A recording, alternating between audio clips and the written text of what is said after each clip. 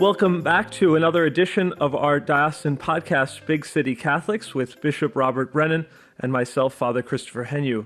This week is a special edition of Ask the Bishop, where we feature students' questions to Bishop Brennan. This week, Bishop Brennan is asked questions directly by participants at the World Youth Day Holy Hour and Reunion, which took place recently at Holy Family Church in Queens. Listen in to hear the questions that our youth ask and how Bishop Brennan responds. Can you start with your name?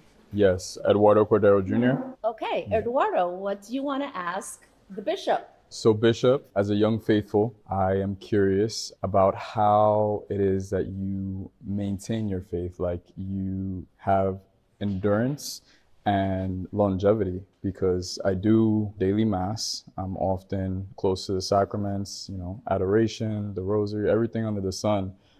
No matter how close you try to be to God, the world is filled with chaos and it's hard to stay on the wagon. I know once you get off or fall off, you can get right back on. You run right back to the sacraments. But what would be your best advice to achieving that? I would say there were two things that helped me the most. So first of all, exactly what you were saying, daily mass, adoration whenever possible, prayer, spending time before the Lord. If you can pray in a church with the Blessed Sacrament, wow, that's a great thing. But even if you're just praying off by yourself, just talking to the Lord. I think one of the best ways to pray is to use a Bible, 4 Gospels, and just pick one. I always say Mark is the shortest, and you go and just read one little passage of it. Prayer is really about a relationship, right? It's really about a relationship, and just listen to Jesus as if it's like, this is what happened to Jesus today, and then tell Jesus what this is going on in my life. This is what's going on in my life. That's one thing. But here's the other thing. You bring up the chaos in the world. You bring up all the distractions, and man, do I feel those too. I started off our night together for the reunion for the World Youth Day saying, I've been distracted of late, and that happens a lot. I try to surround myself by good people. I think that is probably the most important thing. We need to surround ourselves by good people. That's why we have these gatherings with World Youth Day. That's why we have different nights of prayer and adoration. Just being around good people who love the Lord too. So it helps me to remember that it's a real thing. Number 2, we kind of hold each other accountable in a friendly way.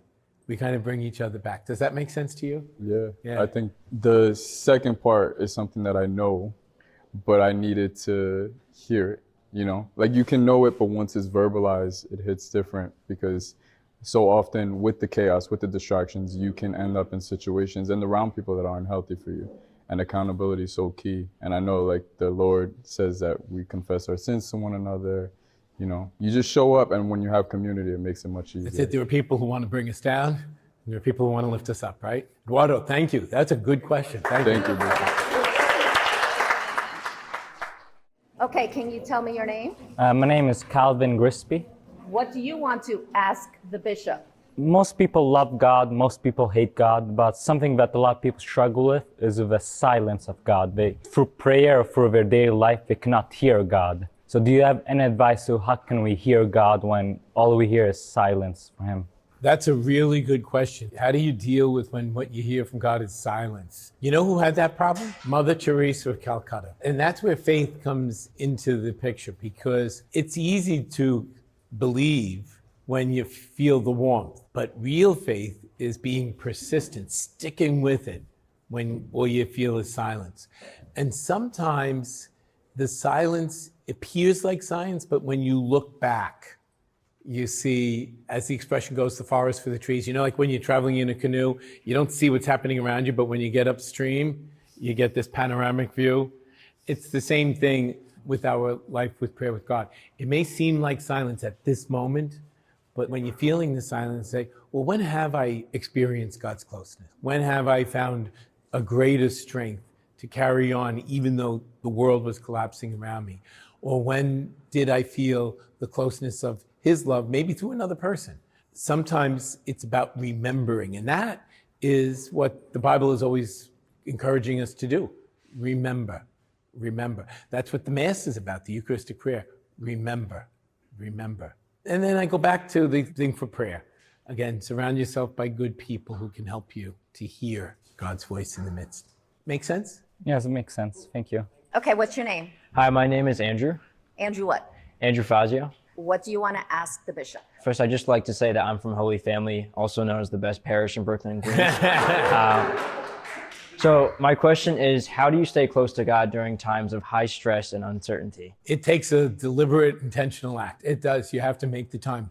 Sometimes the temptation when you're going through high intensity and high stress, the temptation is to say, God understands, he knows I'm busy. And that's when I start to lose my ground. It takes an act of deliberate intentionality. I'm going to spend this time with you, Lord, because I can't do it alone. Even there, sometimes it's easy to get distracted while you're praying, while you're trying to be with the Lord. Sometimes it's just working real hard to be in silence, because I know my mind runs 100 miles an hour sometimes when I sit down. That's not an easy thing to do, but it's important. I forget who it was who said it, a great line I heard recently. It was quoting a spiritual master. Every person should spend at least a half an hour in prayer unless you're really, really busy. And in that case, you should spend a full hour. The more the stress, the more you need the extra time, and just persist at it. Good question. Thank you. Does that make sense? Yes. Cool.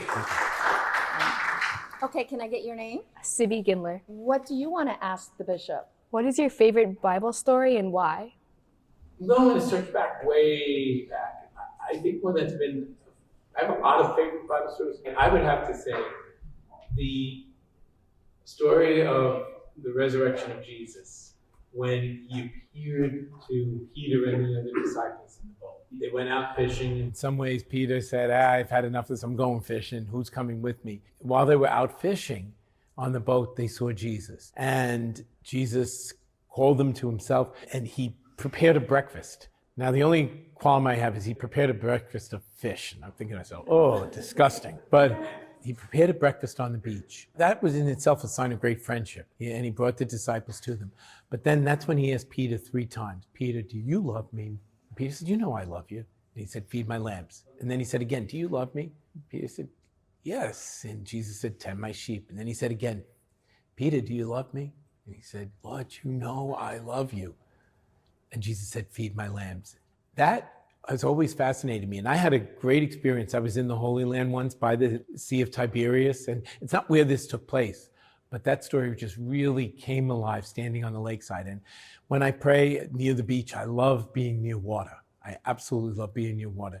And when I'm near water, that Bible story often comes back to me. It's just a matter of when you're feeling kind of low, sometimes that's when Jesus meets us. He meets us where we are. He meets us in what we do. He asks, do you really love me? Because he loves us an awful lot. So that's my favorite one. Do you have a favorite? Maybe the parable of the mustard seed? Oh, I love that one. That's great. Cool. Thank you. Thank you. That was great. Okay, can I get your name? Yes, I'm Nicole Klaus from Holy Family. I'm a student there. Okay, great. What And do I- you want to ask the bishop? I wanted to ask, why did you want to join the priesthood? Wow, that's a really good question. Why did I want to become a priest? You know, I can't say I had one of those aha moments that I said, this is when I decided I wanted to be a priest. I can't remember a time when I didn't want to be a priest. There was always a connection. One of the things I remember now as an adult, I didn't think of it at the time, but I was fascinated when I received my first communion. I was given a missal, a little missal, and it was like a false leather kind of a book, and it had gold kind of paper on the edges. And on one side was the picture of what was happening at the Mass, the other side, the prayers. I just remember being fascinated by it, being fascinated by the Eucharist. And that stayed with me a long time, that I was fascinated by the Eucharist. And then when I got a little bit older, I saw the priest in my parish. I was a server in my parish, I was a sacristan, and I also worked in the office. And I saw priests who really, really enjoyed what they were doing. I was blessed to know very happy priests, different kinds. They were all different, but they all loved what they were doing. And sometimes when I would see them after they came back from a sick call, or see them going out to say Mass, I could just see how much it meant. And I said, yeah, I really want to do it. So that experience kind of sealed the deal for me. Thank you for asking. Thank you. Cool.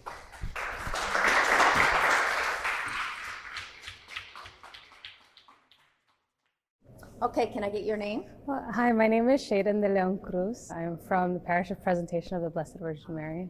What do you want to ask the bishop? So I am a CCD teacher at my church, and I teach the young ones. But my question to you is, if I could teach them one thing or one thing that should really stick with them, what would you like me to teach them or pass on a message to them if I could?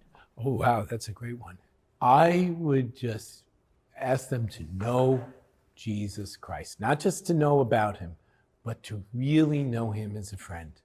There are a lot of things you have to teach. If you're a teacher, you have to teach a lot of facts. But I would ask that they absolutely, positively know Jesus Christ as someone who loves them, someone who cares for them, someone for whom they matter, and that he is the most reliable friend that they can trust, that they can really count on. I think if they get that, and if they get that curiosity about the scriptures, I keep going back to the Bible, the scriptures. When you get to know him as he really is, not just as we imagine him, you've got a friend for life. Thank you. Of course, thank you. Good. Thanks for joining us in another edition of Big City Catholics. We hope that you will continue to tune in each and every Friday to this podcast and share it on your social media pages and among your friends and family. Until next time, God bless.